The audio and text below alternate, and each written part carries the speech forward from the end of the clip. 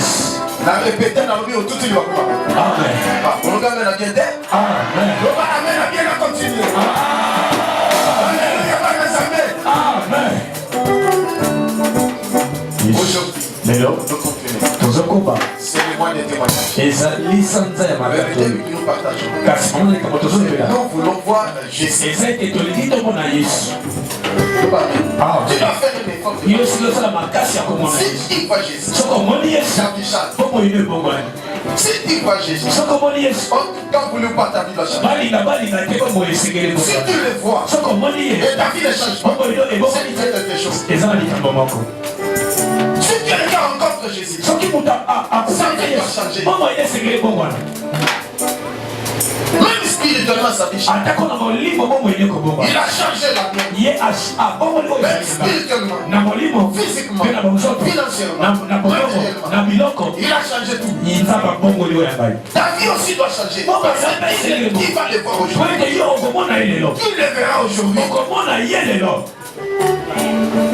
Amen. Tu es malade. Ozana bokono. Tu souffres. Ozonyokama. Parce que tu n'as pas encore vu Jésus. Kwete nano moni Yesu. Les jours où tu le verras, Okono komona il ye. changera ta vie. Akobomola bongo ina yo. Et tu seras l'homme le plus heureux du Meyo monde. kozala kotatana na Tu Yesu. seras la femme la plus heureuse du monde. Mwasi atana Yesu wakati na mokilo. Le père avec la femme. Amen. Il peut envoyer même son ange. Akoti na Pour mwa te visiter. Bona Et si là, je viens au nom de l'Église. Ezaki mwanzo lo ina. C'est lui-même. Ye moko mpona moko. Eza ye moko. Ils ont la Bible. Totala makomi. L'Ancien comme le Nouveau Testament. Ancien. Les gens qui ont vu les anges. Bato bamoni banjelu. Leur vie ont changé. Bongo ile bango ekoma. Souvenez-vous de Gédéon. Bokanisa Gédéon. Souvenez-vous de Samson. Bokanisa Samson. Souvenez-vous de David. Bokanisa David. Souvenez-vous d'Abraham. Bokanisa Abraham. Souvenez-vous de Jacob. Bokanisa Et Jacob. plusieurs anciens. Pe bato ebele bakokele. Souvenez-vous de Pierre. Bokanisa Souvenez-vous des gens. Des gens. Bokanisa Yohane. Et aujourd'hui, Belelo. je suis un le même hier. Yesu masiaka moko ndelo. Libere na Ce qu'il avait fait avec nos amis, Salaki na il peut bakokele. le faire avec nous. Akosala kope para biso. Il a déjà fait avec moi. Ya sala mona. Et parmi nous, il y en a tant de personnes aussi. Kati biso pe kele za kele bamoni bako. Même aux États-Unis, Ata ko États-Unis, en Australie, Australia, en Europe, en Asie. na Asia. Plusieurs personnes, Bato ebele Dieu les a visités. Ils ont vu Jésus. bamoni Yesu. Ils ont vu les anges. Bamoni banjelu. Donc si tu les verras, je Yo poko mona bango lelo. ouais, on va mener une marque à mon ici. Ouais, on va mener une marque à visiter la caméra. Nani Mokonzi, Yesu. Nani Mobikisi, Yesu. Nani Zambe, Yesu. Nazana esengo mingi ndenge na moni. Amen. Mais kanga. Parce que Zamba lobi lelo to simba maboko mutu nyonso. Amen. Et maboko na yo wana okomona Yesu. Yes. Oloba melete. Amen. Quand nous allons toucher tes mains, Tango simba. tout ce que tu vas faire, Nyonso ko ça va sa. entraîner la réussite. Ko kuba ko soa. Tu n'échoueras jamais. Ko yeba na ko soa su. Tout ce que tu vas faire, Nyonso ko ça sala. va entraîner les Ko succès. sema oyo sali ko tomba. Tout ce que tu vas toucher, Nyonso ko simba. ça va remporter la bénédiction. E ko mema lipamboli. La victoire. Na elonga. Nani Mokonzi, Yesu. Nani Zambi. Yesu. Vous allez s'écouter. Ils ont le verset. Tozotanga Jean likolo. chapitre 12, verset 20. Mokanda ya Yohane na mokapela zomi na mibale. Zambi face à quelque chose pour la yo.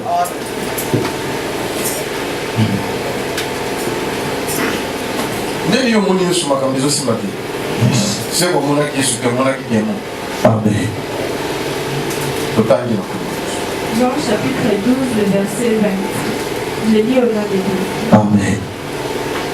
Quelques Grecs du nombre de ceux qui étaient montés pour adorer pendant la fête Ndamu ya ba grec o ba kendeki na ngonga fête pour na adorer Nzambe. s'adressèrent à Philippe de Bethsaïda à Galilée Ba yebisi Philippe ya Bethsaïda na Galilée. et lui dirent avec instance, Ba yebisi na etinga nyonso. Seigneur, Kolo nous voudrions voir Jésus. biso tolingi tomona Yesu. Philippe alla le dire à André, Philippe ake koyebisa André, puis André et Philippe le dirent à Jésus. mais André na Philippe ake koyebisa Yesu loba ntango. Amen. Kovandi na kombo na Yesu. C'est la parole du Seigneur. Ezali maloba na nkolo. Oya koyoka pe akolanda yango nzambe akosala quelque chose pour nous. Amen. étaient venus à Jérusalem pour adorer. Et c'était leur habitude. Ils venaient souvent pour adorer Jésus, pour adorer Dieu. Parce qu'ils ne connaissaient pas Jésus. Alléluia. Amen. Et cette fois, ils sont venus pour adorer. Une chose. Ils avaient entendu parler d'une personne. Ça a renommé. Le faisait des miracles. Les pourvoyeurs. Quand ils ont fini d'adorer, ils ont pris la décision. Comment devrions-nous retourner? Sans doute va voir cette personne. Non. Toi aussi, tu adoras Ming. Yes. Donc, son gars, tout le monde est de l'autre côté. Amen. Mais cette fois-ci, nous voulons voir Jésus. Parce que c'est lui le pourvoyeur. Il connaissait que si nous le voyons, nous aurons la solution de rôle. C'est pourquoi ils étaient venus demander à Philippe. Nous voulons voir Jésus. Mais l'homme a sengi na yon, dès que tu es makolo, ah, on va Jésus. Amen. La question que vous comprenez. Ça va comme le Yahweh.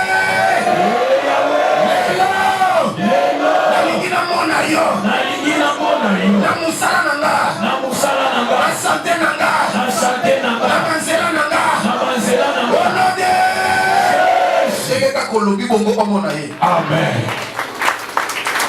Yes. Mets dans ta tête et dans ton esprit. Et comme je voulais me payer ici, je le verrai.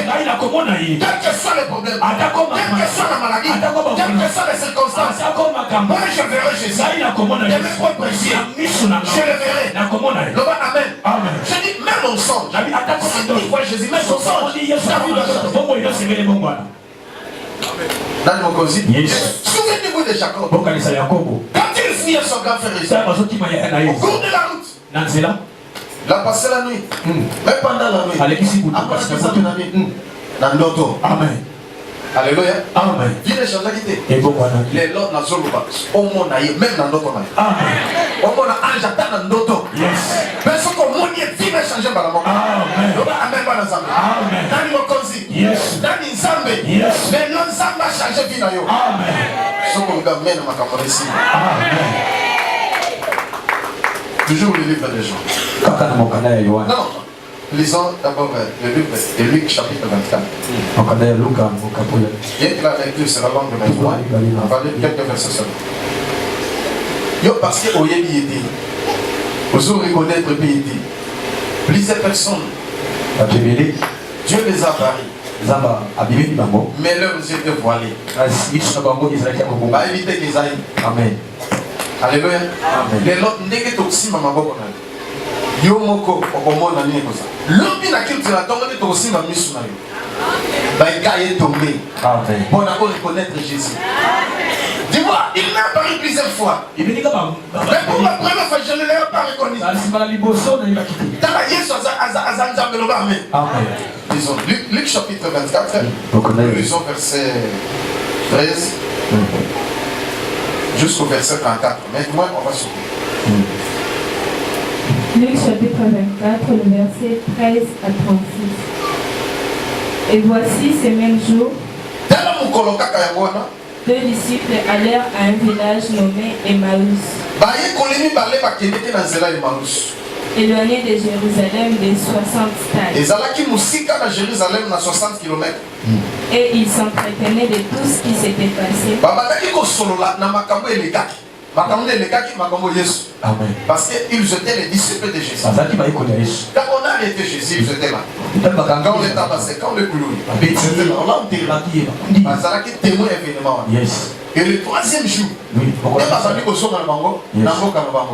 on quitta Jérusalem pour aller à Emmaüs. Pendant qu'ils parlaient et discutaient, Jésus s'approcha et fit route avec eux. Mais au cours de la route, une personne s'est présentée. Il était comme un passant. Il était comme un étranger. Mais ses disciples étaient avec Jésus. Ils le reconnaissaient très bien. Mais ces jours-là, ils ont oublié le maître. Ils ne l'ont pas reconnu. il n'est pas se présenter. Basali ton sang. Yes. Yoka. Mais leurs yeux étaient empêchés de le reconnaître. Leurs yeux étaient empêchés de le reconnaître. Ce qu'il y avait quelque chose qui les empêchait. Celui-ci c'est notre. Celui-ci c'est Jésus. Yoka n'a dit ça. Dans un débat, j'ai déjà parlé sur ça. Mais dis-moi une chose que je veux dire. Débat sur la personne de Jésus. Le thème était qui est Jésus-Christ. Alléluia. Amen. Mais ce que tu as dit, débat des 9 à 14. Donc, il y a des poissons. Par contre, Jésus n'est pas le Dieu Tout-Puissant. Jésus est le Fils de Dieu. Il a son Père. Son Père, c'est le Dieu Tout-Puissant. Lui, c'est le Fils. C'est Dieu puissant. C'est-à-dire il a dédié. Et parce qu'on confirme qu'on va dans sa mibali. Là maintenant, il est qu'un seul Dieu. Et c'est lui Jésus. Non, il est le Fils. Sans donner des versets. Mais moi, j'ai manqué des versets. À l'époque. Mais moi, on s'est fixé pour le lendemain. Là où je priais presque toute la nuit. Et en priant, il y a quelque chose qui s'était passé. Il a dit, donc comme il y a du matin. Amen. Amen. La monnaie va se payer aux Zouangaï, va Zouangaï, va venir quelque part. Place en haut, on a coûté les années de la victoire, les transports, les santé, va tout plein. Ce qu'on a demandé, ange va quitter. Ange, la carte de Bango, il y avait des anges noirs et des anges blancs. D'accord. Il y a peut-être un ange à mon élève. Mais quand il y a un ange, il n'y a pas de mouille de bazar. Amen. Aujourd'hui, l'ange noir peut apparaître. Tu vas quoi, il y a un stade. Moi, j'ai vu. Jésus, on va dire que c'est un ange. Alléluia. Amen. Il faut y avoir comme un cambo pour t'en là. On va dire côté. Yes. Le papa Loba. Papa Loba. Maman Loba. Papa Loba. Naloba. Mais une chose. C'est le comment? Tant que je vais quitter, Bango, là, ma caméraman, là, ma caméra, là, le micro baladé. Et la personne qui était devant les anges, qui commandait les anges, il était noir. Habillé en jean. La t-shirt à peine. Affilé. La ketch à peine. La papier d'éducateur, la bic. Amen. Si on va poser la question, qui est Jésus-Christ? Par toute façon, répondre. Nous sommes Jésus-Christ de Hazard et lui. Bien. Qui est Jésus-Christ? Jésus-Christ, c'est le sauveur. Bien. Qui est Jésus-Christ? Jésus, c'est le Fils de Dieu. Bien. Qui est Jésus-Christ? Jésus-Christ, c'est un prophète. Bien. Mais lui-même a dit, arrêtez, demande à ses frères.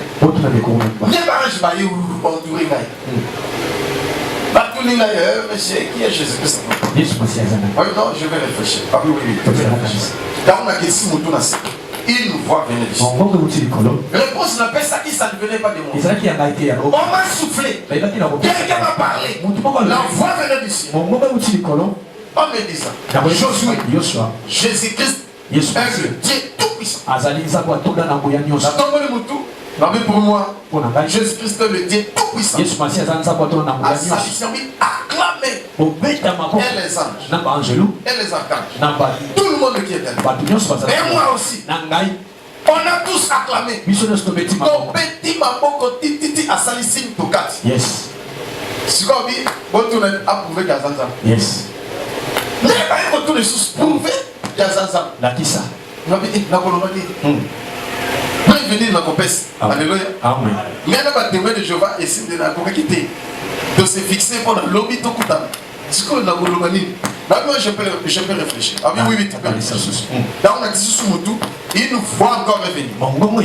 Pour la deuxième fois. Et eux, Josué, Jésus-Christ est le Dieu tout-puissant. Ésaïe chapitre 35. Verset 1 à 5. Alléluia. Amen. Mais n'a pas dit qu'au temps où on a soufflé, on a tombé le Moutou. On a répondu. Dans Ésaïe chapitre 35, verset 1 à 5.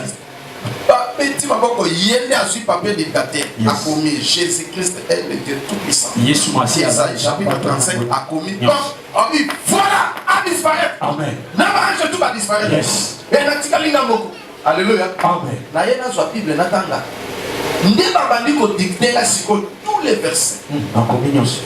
Oui, ils expliquent Jésus-Christ Azali, Dieu tout-puissant. Amen. De Genèse en Apocalypse. Amen. Alléluia. Amen. Dans votre coup dans la témoin de Jéhovah, la pessi va brève. Va motu basali mania. Pas timide. Amen. Mais une chose Ça c'est le comment qu'on. que je veux dire, c'est que Jésus-Christ habillé en Dieu. Yes, merci. Arakiti. Mais Azak, noir, motumui. Yes. Un jour, on a eu autour de la question. Depuis qu'on a eu au bimela motumui. Mais si on a mon mère et la mondiale, on a eu bimela mondele. Si on a mon mani. Capacité. À l'époque, je ne l'avais même pas reconnu. Car on n'a pas quitté. D'ailleurs, il y a il est bien ça, mais il est sûr. Yes. Ça voulait que motumui de la mindele, les gars, on va ange à mindele, voilà. Yes. Il y a un cas mais je me suspecte, il y a pas tout le monde ça. Amen. Ils ont dit Jésus-Christ, amen. Amen. Mais sous ya bango et ça qui va comprendre était, ils ne reconnaissaient pas que celui-ci c'est Jésus. Papa dit qu'on va sauter quelque chose là qui est. Alléluia. Amen. Parce que Jésus a la capacité Pour dire chose dans ma coquille. de tout faire. Il y a aussi la nuance. La capacité Ma coquille. de se multiplier, Il y a de se transformer. Il y a un bon mois. Philippiens. Yes. Chapitre 3, verset 21. Ça veut dire qu'il faut mon aïe. Amen. Le bas, amen. Le bas, amen. Vie n'a eu qu'à changer la combo na Yesu. Parce que les notions qui ont mondié ma campagne changer. Donc comme même la finance, même la libala na yo, même la domaine de nous se contreprendre, ma campagne changer par là. Philippiens chapitre 3 verset 21. Yes. Philippiens chapitre 3, le verset 21. J'ai lu au nom de Jésus. Amen. Qui transformera les corps de notre humiliation en les rendant semblables au corps de sa gloire. Dieu a changé, a transformé. Nous sommes dans la mission de humiliation. Et comme un ndenge moko na nzoto na ya gloire. Amen. Par le pouvoir qu'il a d'assujettir toutes choses. Azali na makoki ya abongola. Donc, yemoko abibongolisa eloko nyonso. Répétez phrase wana. Jésus a le pouvoir de s'assujettir toutes choses. Donc Jésus peut se transformer en une pierre. Il peut se transformer en un arbre. Il peut se transformer en un poisson. Il devient lion. Il devient une pierre. Alléluia. Il devient noir, il devient blanc. Il a la capacité de tout faire. Mais là, il soit là, mais là, il a la façon de faire. Il faut avoir une révélation. Il faut que tes yeux soient ouverts pour reconnaître que celui-ci c'est Dieu. Mais vous voyez, il y a un conjoint qui n'a pas de libanga. Si vous voyez, il y a un libanga.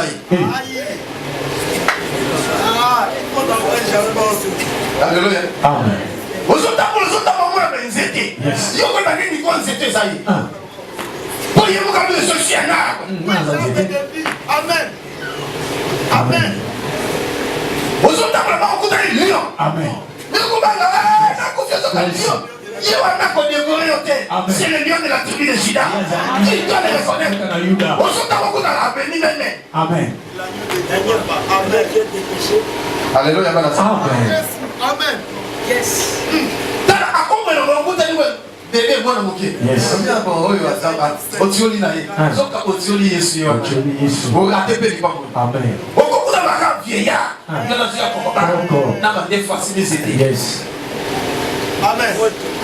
Même si nous sommes comme un jour, j'ai marché. Je plairais, j'ai souffert. Et nous devons appeler moi quelque chose dans la poche. La solution est dans Sengo. On a la solution, la solution. On a la vie au Mogo. Viens la Sénina. Aïe-moi là.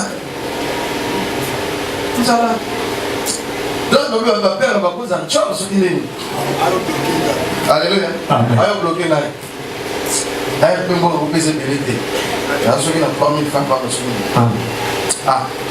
Betty Kana. Oui, quand on a l'équipe. Donc, il faut tellement bien t'aider. Pourquoi nous payons ça à 1000 francs, à 500 francs? Pourquoi nous payons ça à 1 franc? Donc, on dit, mais ils ont chauffé.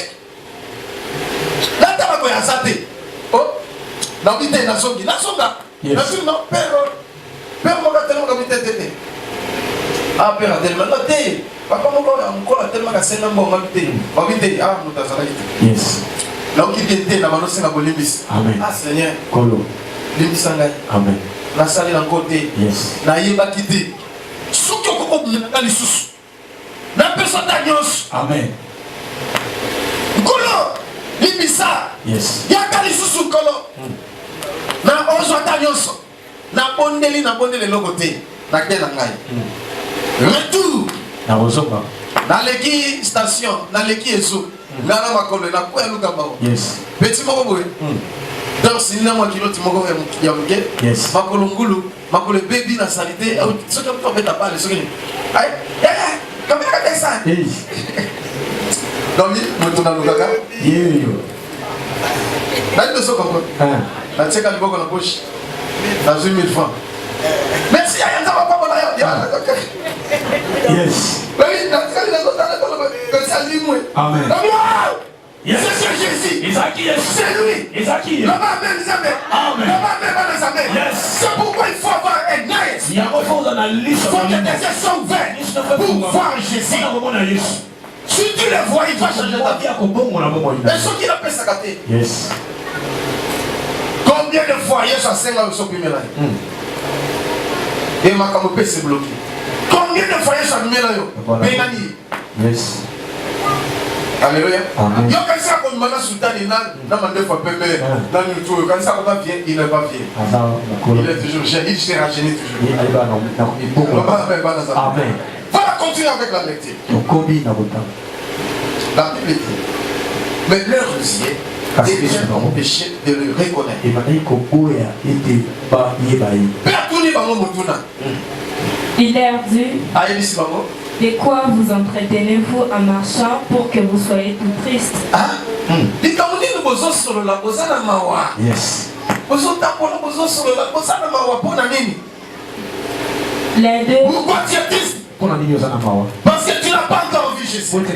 Pourquoi tu plais? Parce que tu ne l'as pas encore vu. Aujourd'hui tu le verras. Il te sera favorable. On va faire la prière. Dieu te sera favorable. Tu le verras. Partout tu iras. Et ta vie va changer. Oui. L'un des nommé Cléopas. Il y a choisi ma disciple. L'apôtre Bazalaki 12. Yes. Mais ma disciple Bazalaki de Bélé. Amen. Donc Cléopas passe avec moi. Lui répondit, es-tu le seul qui séjourna? Azoé papa il était. Quand il sont tous les bien. Vous avez ma bobo sur le micro. Il y a payé Cléopas. Il y a un moto moko yebi na makambo eleki wa. Makambo eleki au sujet de Jésus. O ba gana ki e ba beti e tu ba nyokoleti ba bomi ti akufi ba kundi. Mais le troisième jour, soi-disant quelques serres, qui est dans le cimetière, pas que dans la tombe, beaucoup de des avis à sa tête. Amen. Nous avons bien monté ma Jérusalem. Nous avons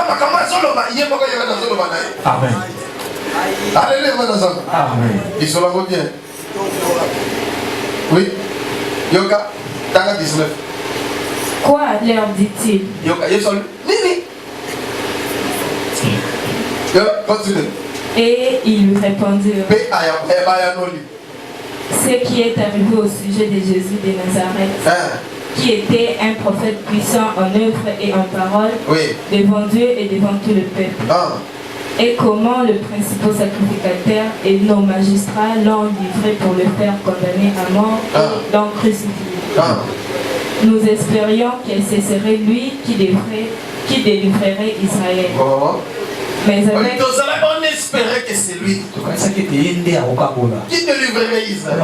Qui va nous délivrer? Mais on l'a tué. Il est mort. Aujourd'hui, il y a les kefas. Nous ont dit qu'il n'est plus. Je ne sais pas, il est ressuscité. Nous sommes dans cette équation. C'est pourquoi nous rentrons. Nous sommes dans la mission. Les loups peut-être qu'on aura qu'il espoir que Dieu soit comme il s'en est. L'homme nous aura qu'il espoir que les langues n'ont pas bon. Les langues là, il faut la joie, il faut la balle, il faut la bombe. Le monde dit, et l'homme comment exactement quand même acheter. C'est le contraire de ce que tu parles. Mais je t'ai dit, tu le verras. Il te sera favorable. Tu vas te réjouir. Oui, ça va moquer.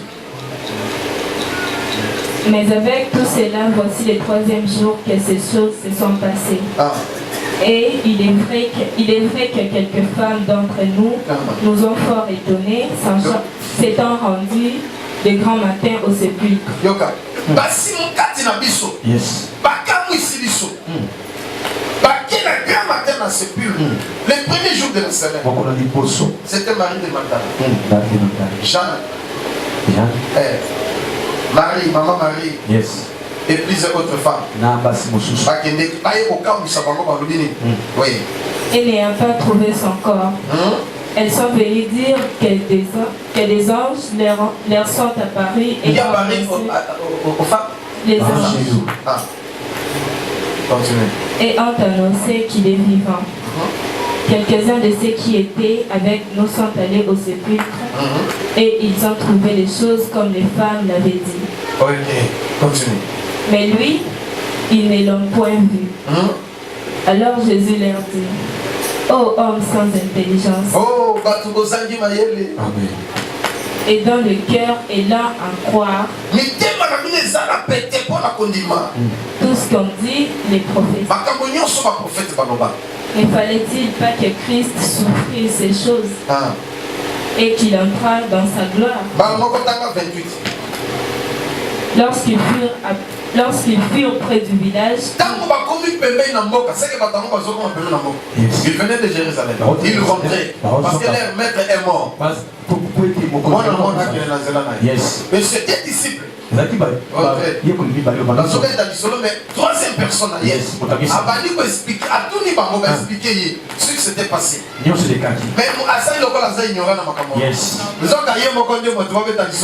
Amen.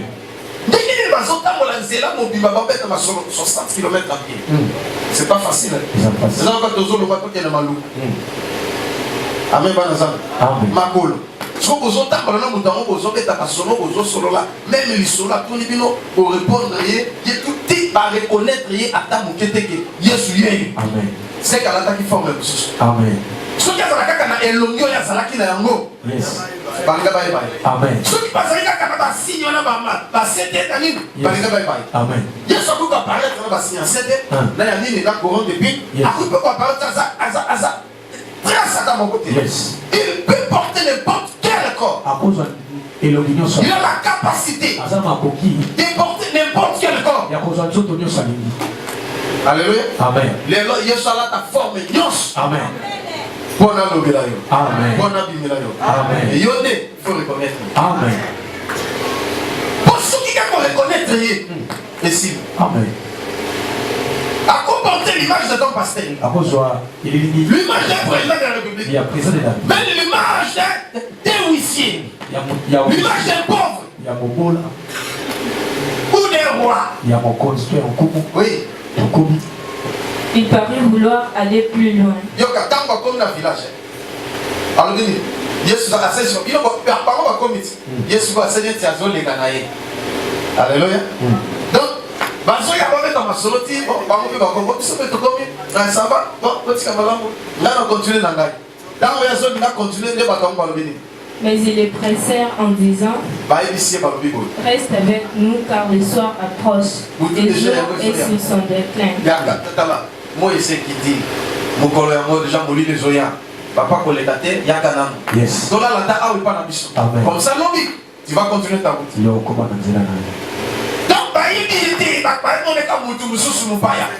comme ils étaient gentils, non, tu ne peux pas passer comme ça. On a fait autant ensemble. On n'a même pas mis de l'eau. On n'a même pas la nourriture. Nous sommes affamés. Je pense que toi aussi tu as faim. Viens dans la maison. Qu'on mange d'abord. Qu'on se repose. Il y a une chambre qu'on va préparer pour toi.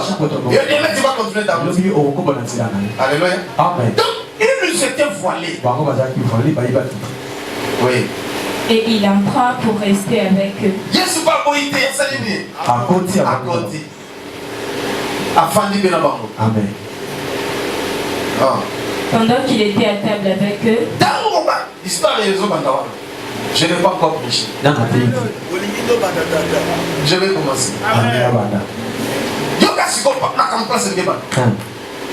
Avec une semi-attaque. Qu'est-ce qui s'était passé? Il prit le pain. On a servi la nourriture. Mais par respect. Ils ont donné la nourriture aux visiteurs de faire la prière. Ils ont dit au centre de la gâté. Dans la poisson, on a l'air. Ce que ça la canzam de thé. Na ici nous avons attends ok. Au lieu de biloko au de la gâté. Biloko tolia. Les hommes ont comme venir la gâté. Yes. Loba amen. Amen. Wezo to mona kawana. Les hommes biloko salité de kaba. Amen. Pas toujours à envoûter biloko aye kotia. Yo si au lieu malade de continuation. Amen. Avant de manger, il faut prier. Il faut sanctifier ta nourriture. Même avant de boire, tu dois sanctifier ça. Ça, c'est là. Tu seras exposé à plusieurs maladies. J'ai été empoisonné 7 fois. J'ai assis du bâtiment 4 fois. Là, ce sont les pasteurs qui m'ont empoisonné. J'ai dit que les pasteurs. Et l'acide, c'est la famille. Je ne sais pas si vous comprenez. Amen. C'est l'idée de la famille. Vous êtes en famille, l'ami va assis dans le bureau, assis dans la batterie, va pomper. Vous avez prié dans les cérémonies, sont comme va payer sur le bureau, le long de la petite bâtiment là. Amen. Va tirer la caméra. Vous bénissez ça dans le bureau. Là, il y a foufou. Au lieu de la caméra.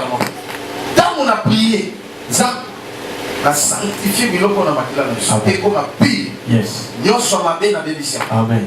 Na lia yango et puis ça va bonne santé. Amen, amen. Na lia. Amen. Amen ba na za. Amen. Ba yo ndenga dego. Loko la za na moto oyo. Donc c'est la 5 minutes de zéro. Au père on va à l'hôpital ici. Moto landela kuta za te wa sa autopsie sa ni na za te. Amen. Bana na vani total la tête. Bana oh, de l'autre côté, tu goûtes au qui là, la prière, bambala, tu tombes ici, dans la zone. Ça est le côté, ça est le côté. Ça ne peut pas nommer rien qui bilan que ça empoisonné, rien. Deuxième fois, bâti. Troisième fois, non. C'est que bâti, assis peut-être des silingouya. Donc, ils sont gassés. Bâti, bassomi asika. Pompé. Troisième fois, bâti, la bête, rien. Quatrième fois, rien. Ne va pas chasser, il va chasser. Il est sorcier. Donc, poisonné, 4 fois. Le corps a aussi, c'est que ça qui nous a mis, pas ici. Donc, il a un poison pour accoufater. Occultiste, il a un poison pour accoufater. Parce qu'on couvre le gouvernement. Là, les généraux, là, les ministres, là, les députés, ils ont aussi la possible. Poison ici, général là. il venait de l'Est. Son fils qui m'avait suivi. À la radio. Alléluia. Amen. À la Nina, son fils est venu ici. Moi, je dis, papa, vraiment, on a radio, on a le point dans ma caméra, pour ça, on a alimenté ça, des 6 000. Mais mon père est empoisonné. Dans l'Est, on a battu Rwanda, battu Tanzanie, battu Sokini, on a essayé de gagner. Poison, mais qui se pour les imiter? C'est poison qu'ils avaient cassé. Alors, on a Afrique ici. Afrique ici, les imiter. Mais général le chrétien, c'est qui m'avait touché. Alléluia. Amen. Il n'y a rien. On a papa envoyé dans la fronte. Il est tout. Alléluia. C'est simple. On dit la terre. Après, il va appeler si combo Moussous. Et pas protocole, après qu'on s'identifie. Dans le monde, dans Yambi, tu oublies si papa, tu as un problème, tu es malade. Effectivement, je suis malade. Je t'ai suivi à travers mon âge. Tu es beau. Ma pinga. Le bas, amen. Oh, amen. Dans ça, général, papa. Mais la bonne enfant. La salle de l'église, c'est quoi? La bandane. Hein? Oui, c'est pourquoi bandane. Ça me rend papa. C'est quoi beau? La même qui est aussi imité. Yamuna he. Bayo ça va. Tout de suite, il va comme l'homme de votre mabolo. Il a dit qu'à poisé aussi. Yes. Dans votre bon demi, papa a que appliquer que de livre à Mélie. Voici ça. Il a été complètement guéri. Alléluia. Amen. Maman aussi a des problèmes de la santé. Azana diabète, Azana tension et consort papa. Prie pour lui. Alléluia. Amen. Donc bonne tension c'est lui. Est-ce que ça va bien? Les longtemps va visiter. Amen. Ceux qui le sont parce qu'il a changé ma vie. Le Dieu que je prêche, c'est lui Jésus. Je l'ai vu. Amen. Amen. J'ai vu des anges. Il m'a visité. Dieu m'a fait du bien. Il te fera aussi. Crois-moi. Je te dis la vérité. Il est vivant. Il est ici. C'est lui qui m'a envoyé. C'est lui qui fait ces choses. Ce n'est pas moi, je suis un homme. Un simple homme. Mais c'est lui qui fait ces choses. Il le fera aussi avec toi.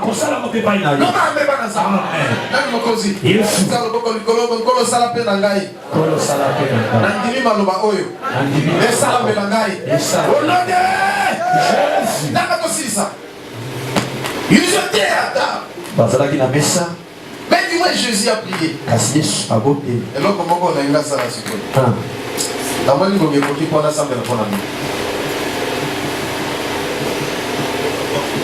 là?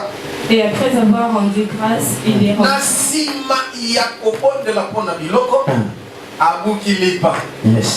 Et les leur donna. Alors leurs yeux s'ouvrirent. Et ils les reconnurent. Qu'est-ce qui s'était passé? Il disparut. Il disparut de ma gueule. Allume sur place. À disparaître. Oh, Yesu a bimé la yo. Attends la chambre à coucher. Attends la douche. Ojo sukola. A bimé yo. A fungolo miso. Mais pour que miso fungoma, il faut quelque chose. Amen.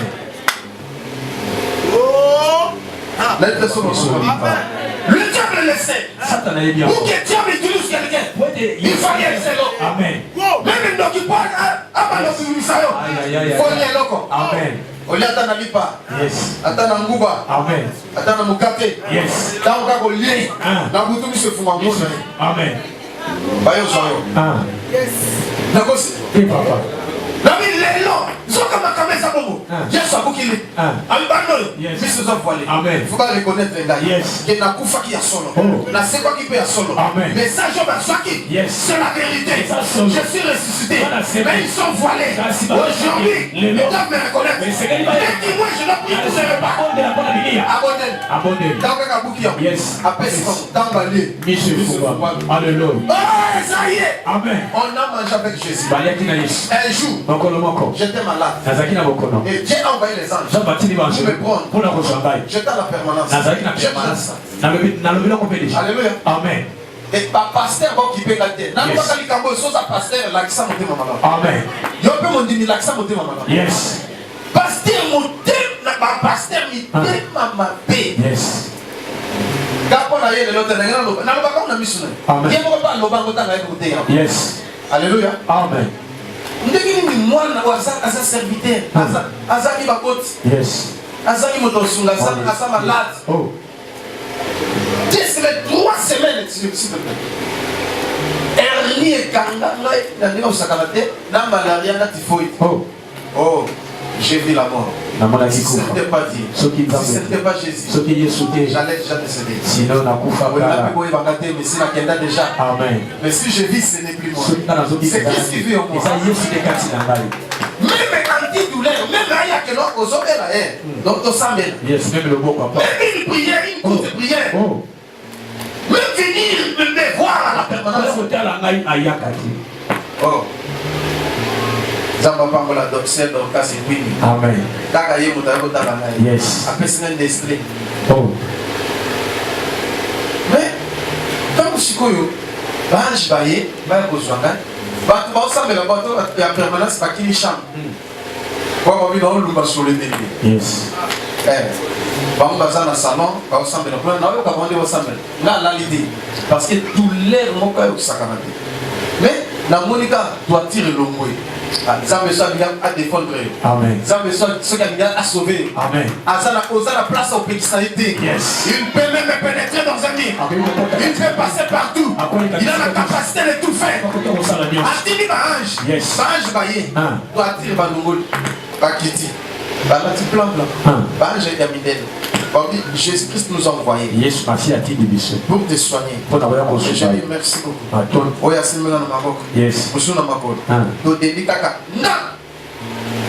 Na quelques secondes toza déjà na sien. Yes. Mais il comme les gens bezani. Ba opérer la ba longoli malade ba bi obiki na yo. Ba merci beaucoup. Mais ba yelinga biloko. Yes. Je ne sais pas si vous me comprenez. Ba yelinga biloko ya kolia. Amen. Pomme de terre. Yes. Voilà comme la sienne. Oh, Zamane Sayo. Yes. Nami Sinela comme la Lola. Amen. Comme tu avais nourri les enfants d'Israël pendant 40 ans. Oh, 40 ans. La main dans le désert. Tu as nourri aussi. Tu as mangé la nourriture du ciel. Préparé dans la cuisine de Jésus. Préparé par les anges. Toi aussi tu vas manger ça. Dieu te sera favorable. Tu souviens de ces quotas. Amen. La pomme de terre de ces quotas. Yes. Lorsqu'il y a que le poisson. Ça c'est fait. Et ça ça bien incarné dans les autres. Il y a super bien incarné dans les autres. J'entends comme un sacré. Amen. L'ennemi, Dieu est présent. Et il est vivant. Jésus est ressuscité. Il était mort, il est vrai. Aujourd'hui, comme nous parlons, il est vivant. Là, on a passé un allié. Yes. Courage, force, nzala, tout ici. Vous voyez que vous avez côté quand là, mais dans la Bible. Antidote éternel. Alléluia. Amen. Il y a des gens qui sont malades. Yes. Au biki, comme ça, passe à l'ongay, il y a tout dans la stonde, dans la salade. Alléluia. Amen. La scène est déjà. Yes. Zambale sayo. Amen. Biloko la même la cuisine en Zambie. Amen.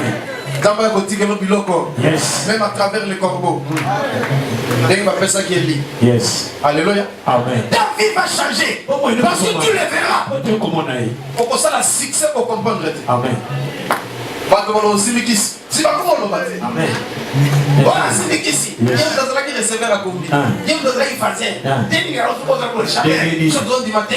Yo ka ba mususu. Ba que ça débat na Gambela. Na malewa. Ba malewa menya Gambela. Ba zoya malewa. Serwa na atie radio. Ce qui TV a la émission second souffle. Alléluia. Yo ka mususu. Ah, il a dit, ah, pasteur, il a dit, il y a aussi Nigeria. Yes. Il y a aussi Nigeria. Il y a aussi Nigeria. Il y a aussi Nigeria. Frère Moko. Yes. Yépe, Ahmed Abdou. Alléluia. Alors, on a passé dans le bisou. On dit, ah, c'est qui c'est pas pasteur, ça va miracle, va qui c'est. Il y a aussi Nigeria. Il y a bien aussi Nigeria. Zoka, mon temps, ça m'a l'air. Moi, c'est l'équipe. Amen. Alléluia. Amen. Ah, c'est qui moto zoloba azande yaya mobali nanga siko ya tukisi Wapi? Nigeria comment le Nigeria Akenda kuduka. siko zoloba ko yoka wana nani male wa meno tala bomekate au passe na biso. Yes. Nigeria zoloba oza bilobela yo yete. Amen. Pour kaza le chaque jour même les fils de Nigeria et n'importe siko makambo wa bilobela au tshwa ta keba Yes. siko zoloba Nigeria za mususu yete. Amen. Tiakani muno. Alléluia. Amen. Voilà sangwa mute panzala kaka bongo ya mabe. Zoka eloko te. Amen. Ça va visiter yo. Amen. Viens changer. Amen. Même na libala na yo. Yes. Même na mumbongo na yo. Amen. Na linga simba maboko lo kaka. Yes. Samba rekomana na simba maboko. Yekela na widoption. Amen. Maboko na yo ndamba simba yango bongo na mira. Yes. Alléluia. Amen. Si ça na mission. To simba ki maboko service le kaki. Akesima mobali na. Mobali na afumamite. Afumamite.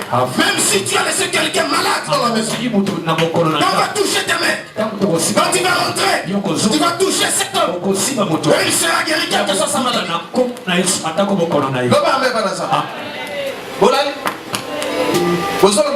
Amen.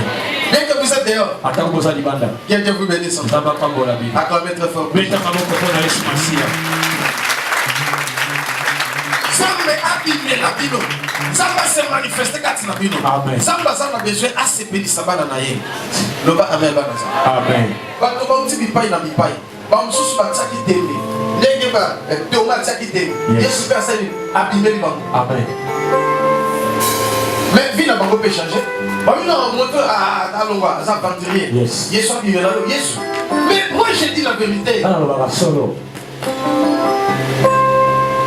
n'avais même pas demandé. Que Jésus lui met la carte.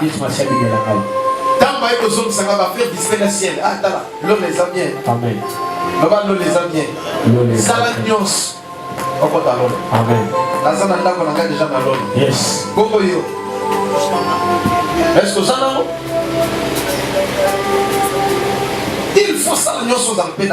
Amen. Tout construit en or. Et maintenant, comme la fondation, diamant, émeraude, chrysolite, pierre-onyx. Donc, fondation. En d'autres, fondation à Mabanga. Yo sur Katana Mokilo, Moutasala fondation na or. Na diamant. Na pierre-onyx. Na émeraude. Yo tango. Mais où on a les abattoirs, il y a or. Amen. Yosoka makadam basana na mabanga baniki au batie kudro. Mais makadam lola honor. Alléluia. Amen. Pelouse sur Otali, pelouse. Oh. Ba frère sur Otali. Vraiment non. Mais il n'y a personne dans les sens. Il a été avec ses anges. Il y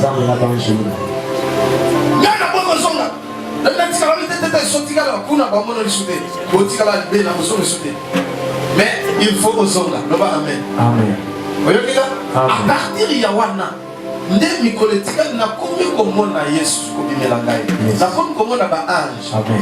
eu la grâce devant Jésus. Toi aussi, il peut te le faire grâce. Pour que on a payé. Vie n'a pas changé. Mais fais l'effort. La cause de la montée ma pété. Donc ça la montée ma madame. Yes. Loba amen. Amen. Pour ceux qui ont monté ma mabé, ceux qui ont allé mener la trouble, ceux qui ont allé diviser, vous allez l'inquiéter. Sache que tu es agent du diable. Tu seras visité par les démons. Tu seras visité par les sorciers. Sans faute, pas pour visiter. Au cas où ça va acheter. Parce que Satan aussi se transforme en âge de lumière. Amen. Dans la vie à ma paix, Dieu soit venu changer de changer de ce que voilà les alliés Jésus. Amen. Alléluia. Amen. Mais maintenant je te dis, quand tu l'as parlé à Gédéon, le père de Gédéon fut touché. Il était prêtre.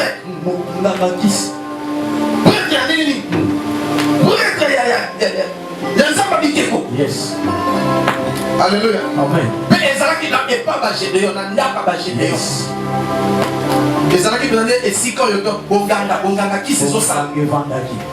Quand nous avons abîmé, qu'est-ce qui s'est passé? À quel point détruit, ôter la balle, ça va tout bien. Alléluia. Amen. Voilà. Abraham, son père était un féticheur, un marabout, un idolâtre. Mais quand Abraham a parlé avec Dieu, je quitte ce pays. Vous allez ailleurs. Vous connaissez l'histoire d'Abraham.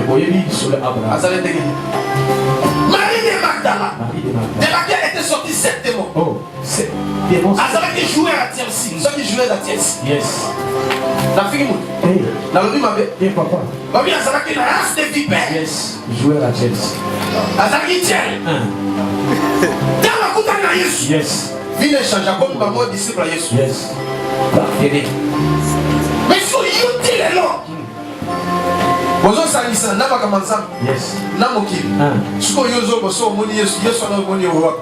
Donc soko moni Yesu que Dieu fait changer faut dire. Amen. So tiki de soko moni Yesu. Yes.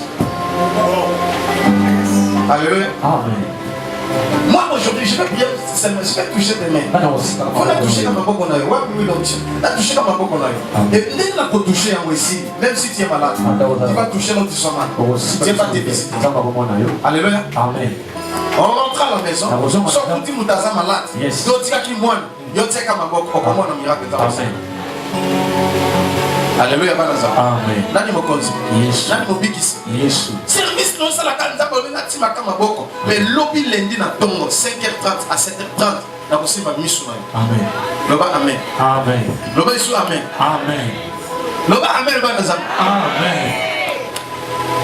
Mais il faut quelque chose se passer dans la vie. Yesu azali. Amen. Ndenge bato mingi bazo témoigner. Ndenge bato mingi baza na essayer. Dans la mission de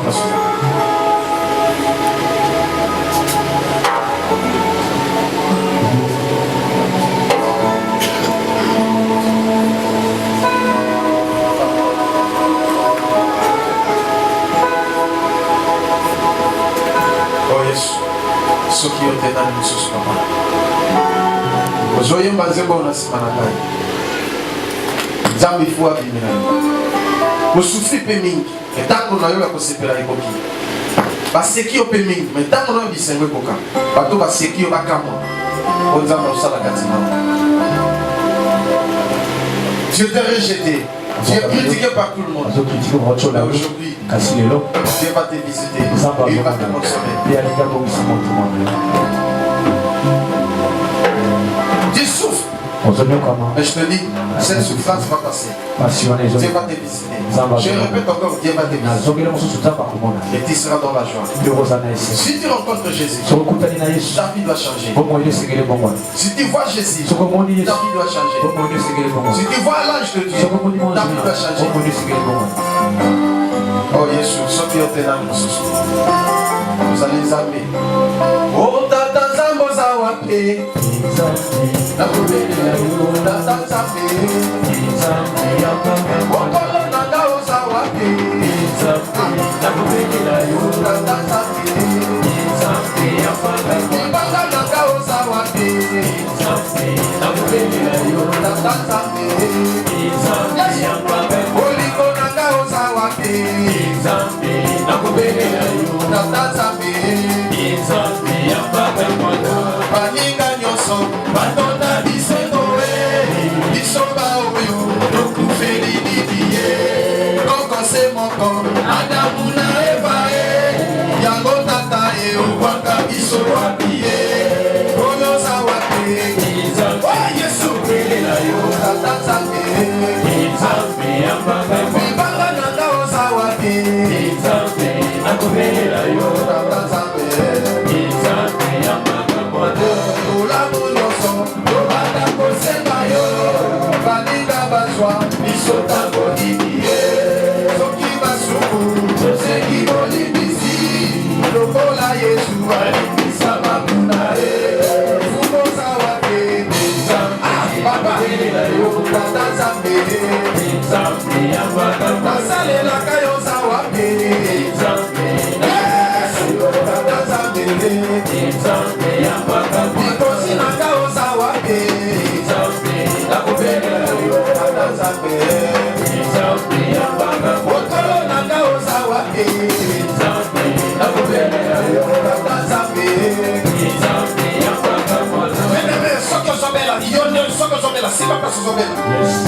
Et tant que vous avez un déjà.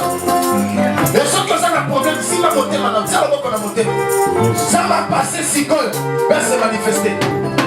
Et après ça, je vais toucher tes mains. Dieu va te visiter. Tu souffres pour rien. Parce que tu n'as pas encore vu Jésus.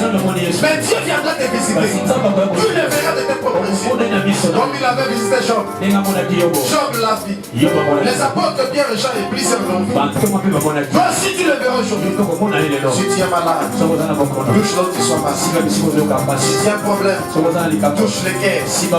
Dieu va te consoler. Son nom c'est le consolateur de quelqu'un. Il est présent, il est au milieu de nous. Kolo nanga ozawapi. Na mubele na yo. Tatazapi. Baba nanga ozawapi. Na mubele na yo. Tatazapi. Milagre nanga ozawapi. Na mubele na yo. Tatazapi. Bandika nyoso batola biseto bisoba oyo lokufeli didiye koko se moko Adamu na Eva yango tata okwaka biso wapiye koloza wape oh Yesu tatazape sabelanga oza wape tatazape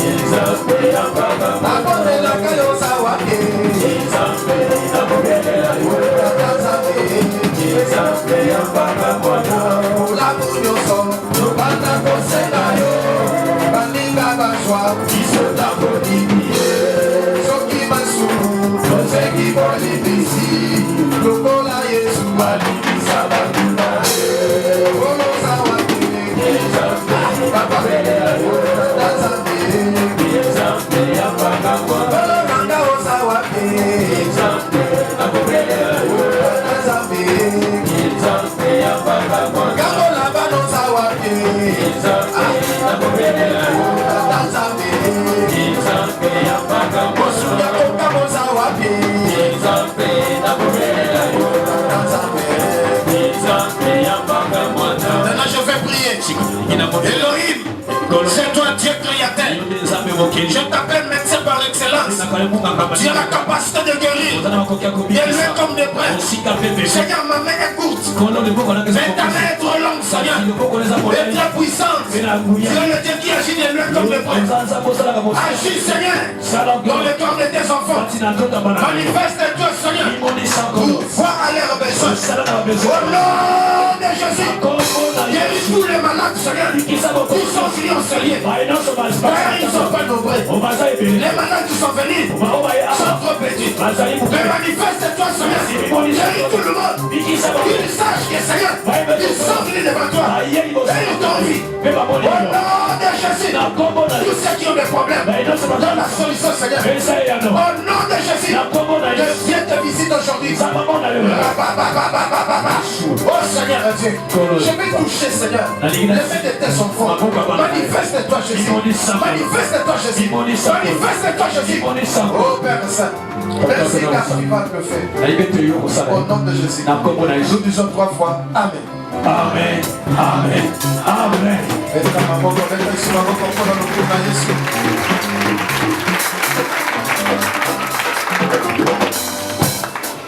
Alléluia, bon ensemble. Nani mokonzi, ça plus tarder, na lina bonne de la siko pour na boko na yo. Na eza exercice moko ya pété. Amen. Amen. Donc moi je vais toucher seulement des mains. Si besoin il en a place. Mais on commande des miracles au Rwanda. Amen. Alléluia. Amen. Batomi va témoigner la vie de Mozala qui est dimanche passé. Le reste de 18 ans, tu vas témoignage, mais tu es dans les athlètes, tu vas même lobby lundi ou semaine au Zoba. Alléluia. Amen. Mais il faut à se manifester quand tu et à visiter.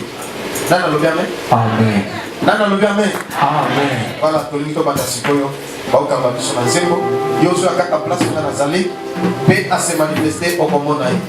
Oh Seigneur Jésus.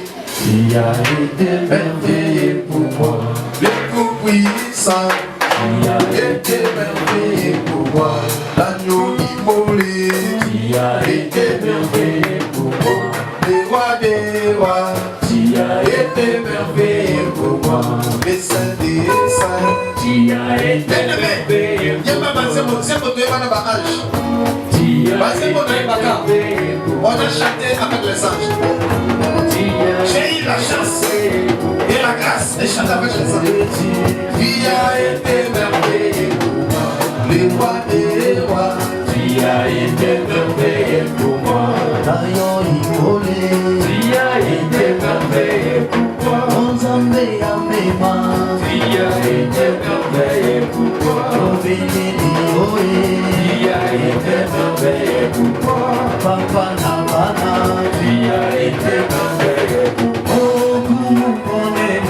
Tu as été merveilleux pour moi, ton béni, tu as été merveilleux pour moi, oh Salabika moi, tu as été merveilleux pour moi, oh Biki Sambana, tu as été merveilleux pour moi, oh Papa Nabana, tu as été merveilleux pour moi, oh Béni, tu as été merveilleux pour moi, oh Sabizoli.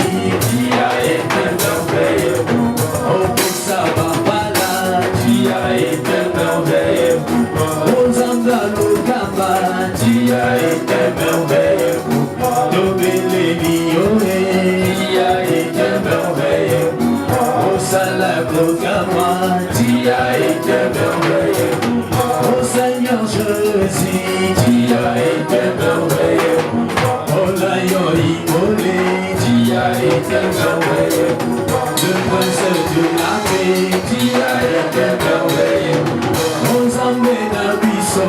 tu as été merveilleux. Oh Samba Bouillonné, tu as été merveilleux. Oh Tobele Lioé, tu as été merveilleux. Tobele Lioé, tu as été merveilleux. Oh Salana Yoé, tu as été merveilleux. Angola Banane, tu as été merveilleux. Oh Papa Navana, tu as été merveilleux. Oh Salabulamo, tu as été merveilleux. Dobegio Bolamo, tu as été merveilleux. Bimisa Bokono, tu as été merveilleux. Oh Papa Nabiso, tu as été merveilleux. Oh Seigneur Jésus, tu as été merveilleux. Oh Seigneur Jésus, tu as été merveilleux. Oh Zambé Nabiso, tu as été merveilleux. Oh Dobele Lioé, tu as été merveilleux. Tu as été merveilleux pour moi. Papa Nabana, tu as été merveilleux. Oh Seigneur Jésus, tu as été merveilleux. Oh Zambé Nabiso, tu as été merveilleux. Oh Tambo Ayuda, tu as été merveilleux. Oh Papa Nabana, tu as été merveilleux. Oh Yonde Zelaye, tu as été merveilleux. Oh Yonde Bigamwa, tu as été merveilleux. Oh Yonde Zelaye, tu as été merveilleux. Oh Yonde Bomoli, tu as été merveilleux. Papa Nabiso, tu as été merveilleux. Oh Seigneur miracle, tu as été merveilleux. Oh Shiloh-Adi, tu as été merveilleux. Oh Papa Nabana, tu as été merveilleux. Oh Shiloh Nabiso, tu as été merveilleux. Oh Coronadoso, tu as été merveilleux. Kobele Lioé, tu as été merveilleux. Kausa Pizolie, tu as été merveilleux. Oh Papa Nabana, tu as été merveilleux. Zambena Bouyaé, tu as été merveilleux. Mon Besito Lié, tu as été merveilleux. Oh Yone Maloaé, tu as été merveilleux. Oh Papa Nabiso, tu as été merveilleux. Oh Bola Bisoé, tu as été merveilleux. Tomona Zamboyo, tu as été merveilleux. Oh Tomona Yesoyo, tu as été merveilleux. Oh Bola Bisoé, tu as été merveilleux. Patrick Abelio, tu as été merveilleux. Oh Bola Bisoé, tu as été merveilleux. Hosanna Yo Yahweh, tu as été merveilleux. Oh Seigneur Jésus, tu as été merveilleux. Oh Seigneur le roi, tu as été merveilleux. Papa Nabisoé, tu as été merveilleux. Fogola Nebiso, tu as été merveilleux. Tomona Yesoyo, tu as été merveilleux. Tomona Zamboyo, tu as été merveilleux. Tomoye Konaye, tu as été merveilleux. Oyone Bigamwa, tu as été merveilleux. Oyone Nyosonanga, tu as été merveilleux. Yone Tobelio, tu as été merveilleux. Oshiro Nabiso, tu as été merveilleux. Oh Seigneur Jésus, tu as été merveilleux. Kangona Banaye, tu as été merveilleux. Oh Seigneur Salvebana, tu as été merveilleux. Banaba Sebela, tu as été merveilleux. Kotisa et Sego, tu as été merveilleux. Bambousa Pizolie, tu as été merveilleux.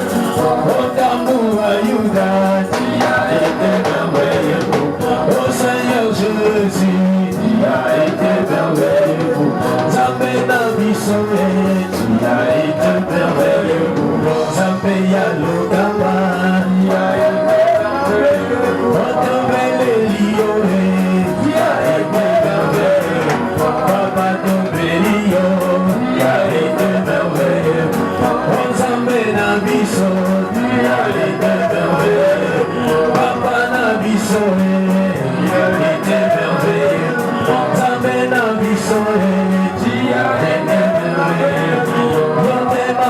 merci.